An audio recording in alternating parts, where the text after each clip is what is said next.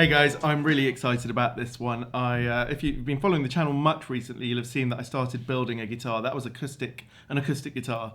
The viewing hasn't been massive on that, the viewing numbers, and I can sort of see why this channel has been built around electric guitars, amps, and pedals, and that's what I've really been doing the last 18 months. I have to say, if you've been following this channel, then you know that I found a pedal that I absolutely love. That's the Shanks ODS1 by Vemuram.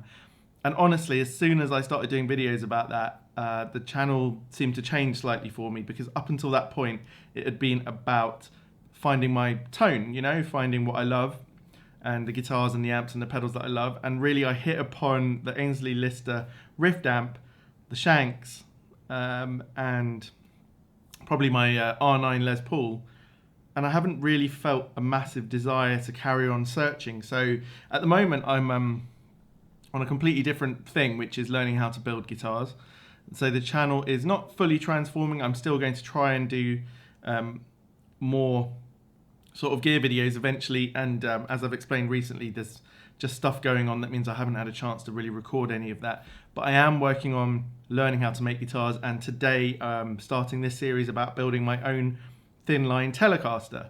Now I'm going to go into more detail about the specs and everything of it in the second video. In the first video, which is obviously this one, you're going to see me sort of making a start on it, getting the shape, hollowing out the inside. So Thinline means it's a semi-hollow Telecaster with an F hole in it. And in this build, I've gone for a Carina body blank, and then on top of that is going to be spalted alder as the wood, which is a really exciting, cool looking piece of wood. In the end though, I'm probably going to stain it with a semi-transparent stain, so it will be a colour, but you'll see some of the grain through it, which I think is pretty cool, and I'm going to have a go at relicking it. But for today, we're just going to get this guitar to the point of being semi-hollow. You're going to see how that happens. And in the second one, I'll let you know what pickups I'm going to use, what hardware, and we'll move on to the next stage of the build. As it is, I'm still making lots of mistakes, learning from them, really enjoying it, and just sort of starting to really learn how much work goes into each little stage of the build. And as we go through the process, you're going to see me learning lots of new skills, and you're going to see whether it's something you could do for yourself. I know a lot of people want to build a guitar. There is a barrier to entry in terms of knowledge and price. Knowledge these days, we're massively helped by YouTube. I'm learning a lot of this from YouTube. So, and I bought quite a lot of stuff to make a guitar with, because I'm hoping that this could be a potential new career path, a small business for me in future if I can learn enough to make a professional quality instrument. So let's get going. I'll see you at the end.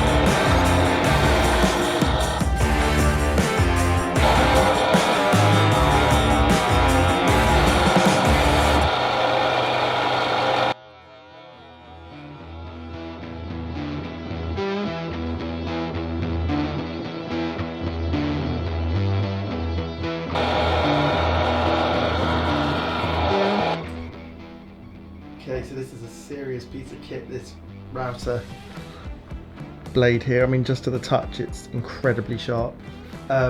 So you can see it's got this round piece on top here. That's the bearing that will run along the template without damaging the template, hopefully. I've never done this before. And it will cut out the depth. I ordered the right depth piece, hopefully, to get these cavities all to the right size and shape. I'm going to set this up. I'm going to take my time, get this hopefully absolutely right. I'll record some of the routing, see how it goes.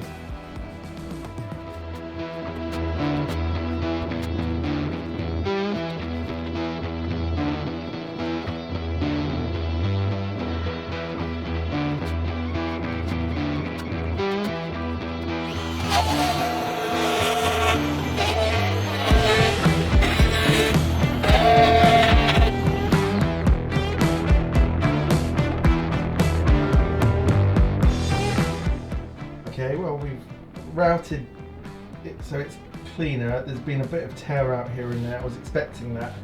It's never going to be perfect. It's damaged the template here. I just don't have enough experience to make it perfect on this first time, but I've still got to go down about 1/8 of an inch all the way, so it's going to take me a bit more time and a bit more, frankly, clenching my butt cheeks. It's quite scary. It's not going to be a perfect job.